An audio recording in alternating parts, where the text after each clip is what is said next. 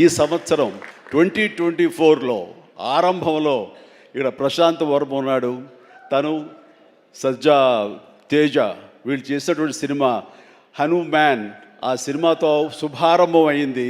ఆ సినిమాని అనూహ్యంగా లోకల్గా అనుకున్నారు, కానీ ఆంధ్ర తెలుగు సినిమా కాదు, అది ఆల్ ఇండియా సినిమాపై అయిపోయింది.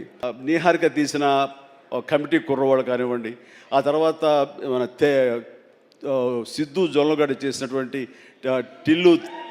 టిల్లు సినిమా కానివ్వండి, ఆ తర్వాత ఆయ్ అనే సినిమా, ఇట్లా ఒకటేంటి చాలా సినిమాలు వరుసగా హిట్ అవుతూ ఒక్క సమ్మర్ మాత్రం అంత మంచి సీజన్ ఈ సినిమాలు లేకుండా చేసుకున్నాం. అది మన యొక్క జాప్యంలో జరిగినటువంటి పొరపాటే తప్ప, ఆ తర్వాత మళ్ళీ చూస్తే కనుక మొన్న దీపావళికి అమరన్ కానీ, కానీ, ఆ తర్వాత లక్కీ భాస్కర్ కానీ, ఇవన్నీ కూడా ఎంత ఆదరణ పొందినాయి అంటే అంతా ఇంత కాదు.